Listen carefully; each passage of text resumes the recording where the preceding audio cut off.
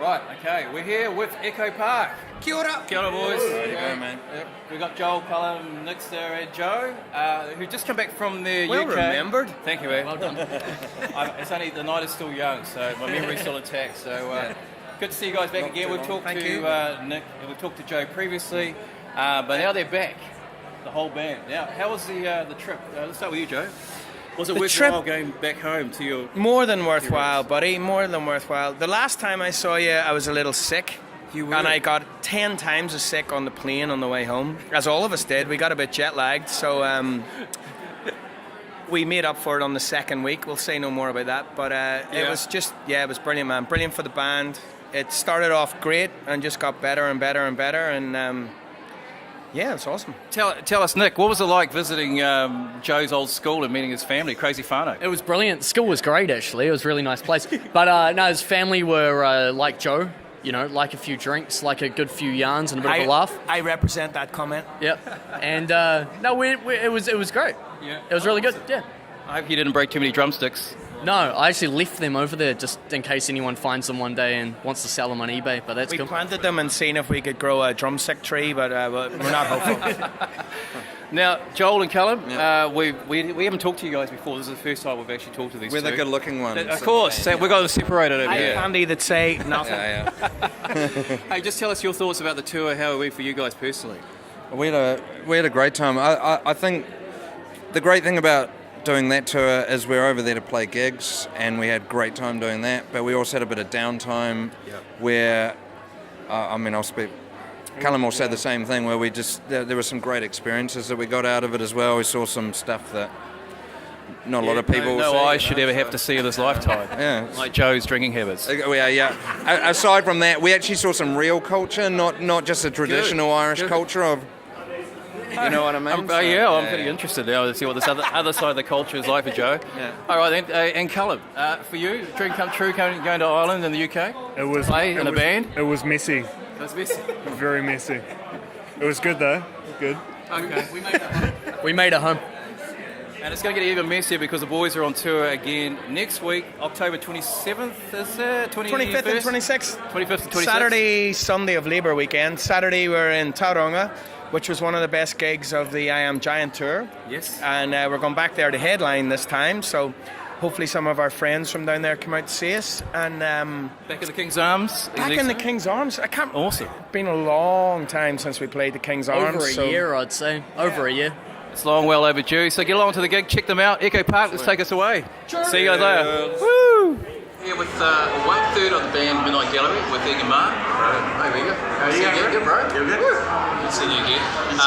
We've talked to Igor and the boys, Adam and Tyler from the group Midnight Gallery, just about a month ago, was it? About a month ago, yeah. You guys were just hanging on me and my pictures. Yeah. Pictures here on the wall. Pictures on the wall. Pictures, not pictures, Yeah, pictures, we were. Igor, what's been happening with the band now, Midnight Gallery? You guys just put a new video for Finger to Romance. Yeah. Awesome. Yeah, right. Cheers, man. Yeah, really. Sure. So we did that, and that's out. And yeah. we got another one coming out soon. We got another video coming out soon. Another track coming out soon. Yeah. And we've got a busy summer ahead. We've got some announcements that will come out later on. Because go check out the album by Midnight Gallery. It's damn awesome. On Warner Records. Yeah, New Zealand. Yeah. I like the album. It's got some good flow on it. Thank you, bro. It's really good. It's really cool. Yeah. Keep on playing it all the time, everywhere. People get sick of me thrashing jazz, but I like it. It's awesome. Yeah, definitely. So keep an eye out for Midnight Gallery for Edgar, Adam, and Tyler, who aren't here. Whereabouts are they? Adam's got exams coming up, so he's studying. But he DJ'd last night, so I reckon he's hungover. And Tyler's down in Thames. It's cutting down in Thames. Okay. Well, that's out. We're out of here. This is Wal and Jacko. See you guys later. See you, bro. Thanks, mate. Anytime. He's probably got like 5 girlfriends up there. He's like the untouchable brown boy. Yeah, because he's always in chains, you know. Come help him out. I'm Nobody can do it. DL2. Dun dun Dum. dun dun dun dun. Come make the Okay. change, come help me out. Living in the city ain't so bad. Oh man, he's just over there. You might hear us, Tarly. We're talking about fangirl crushes on bands from yesteryear with Tarly. Yes. And she's just divulged a whole lot of information that we've just picked up. Well, she didn't know we were recording. So Oh. here we go. I'm sure if the saxophonist from Supergroove is hearing, he would like it anyway. Anyway, Tali, MC Tali. Can't or see my Dirty feet, Tali. can you? Because I took my shoes off. Good. No, that's okay. Just get Feet were comfortable. burning. We're going to talk about your music now because we talked Okay. about Super Groove. Yep. But we want to talk about your Faster Than Sound single. Right, which okay, has been cool. released. So let's Yes. talk about that. How was the making of that and how did you do it? Who produced it? I produced it. You did? Yep. Cool. So it's self-produced. Thanks, bro. Cool. Thanks, Wal. So it's self-produced, and you know what? It was one of those things where I wrote the tune first, definitely, and I was going for this really cinematic kind of vibe, and so the strings start Swelling the strings. and I was like, this is like Bond, and it's either going to be something that's kind of like. Well, I didn't think like a Bond kind of theme would be appropriate, but I felt like it needed to have some drama. It was the kind of song that needed to have some cinema to it. Yeah. And the lines just first came out, it's just your average boy meets girl, a connection made to rock the world. And I was like, okay, this is going to be like a Bonnie and Clyde story. This is going to be two couples who are not meant to be together because their family say so. And what happens from that? And I just let the story progress, like I didn't even really have a kind of agenda behind it. I just let it happen and it just evolved into this the song. Yeah, into the song, and to this naughty couple who like rob a store and It's for Bonnie and Clyde. Very It's Bonnie and the whole Clyde. cinematic sort of storytelling behind it. Yeah, exactly. That's So exactly before it. you got to the lyrics, you had all the music first in your head. Yeah. Well, I had it not in my head, but what sometimes happens is I have things in my head, and then other times I sit down and I'm like, I don't know what I'm going to produce today, and Yeah. some of my biggest influences on my latest album have been Little Dragon, but also Wu-Tang and Gravediggers. Wow. And so you Old know how like school. Wu-Tang has this like they have really peaked out beats like Yeah. doo da ka doo da doo. Yeah, right. Accent a lot of the beat. And yeah. it sounds really distorted. A lot of this stuff, it sounds rough. Yeah. Unproduced, unengineered, really like just thrown together. And that's the kind of stuff I like. Yeah. And I think in this current climate, a lot of music tends to be really overproduced and really engineered and really polished. And maybe this is just an excuse for the fact that I'm not that great a producer. Or maybe it's actually that, I wanted to create something that sounded really raw. So I started with the beat. Yeah. And then just from there, I just started playing the strings. Da, da, da, da.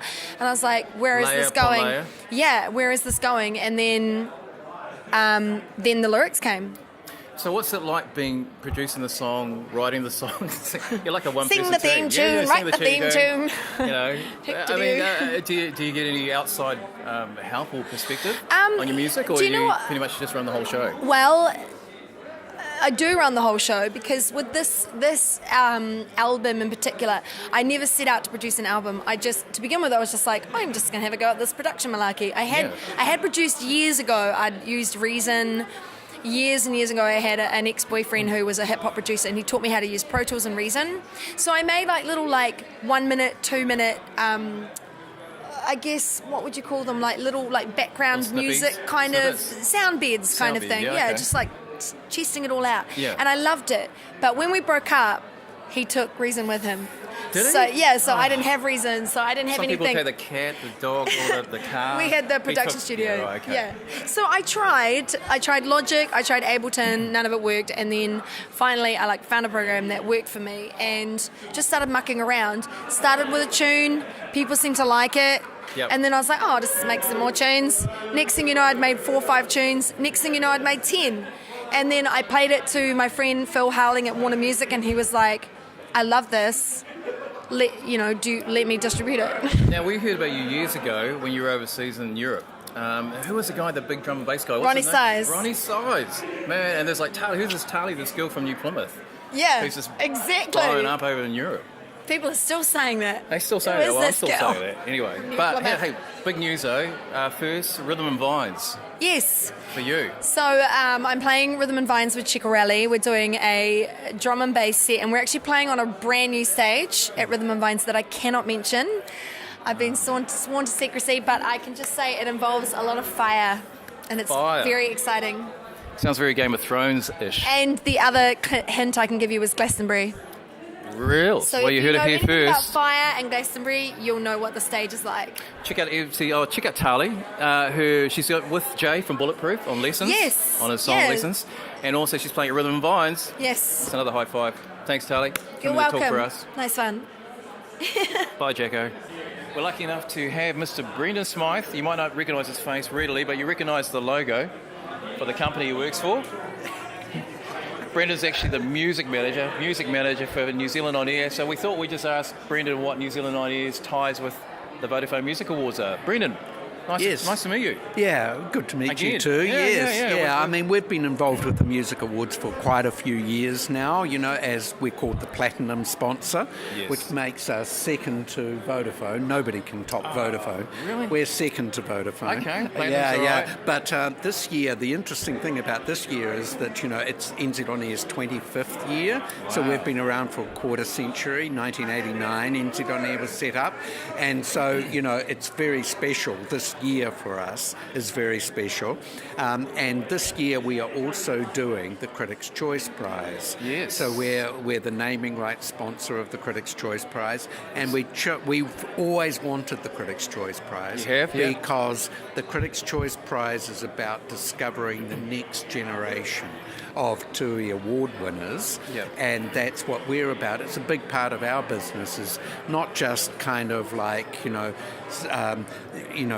funding bands that do make great records, Sure. but also finding the next generation of bands that make great records. You've been with the organisation since Day Zip, I believe, Yes, and yes. also 25 years is not a bad legacy for you. How many more years do you reckon you can do it for? No, no comment. I don't know. I don't know. 25 years. It's been an amazing journey. It's been wonderful. I mean, when NZ On Air was set up, there was something like 2% New Zealand music Yes. being played on the radio. It was virtually invisible on the radio, you know. Wind forward about 20 years, 25 years, it's about 20% New Zealand music on the radio, 10 times more New Zealand music on the radio.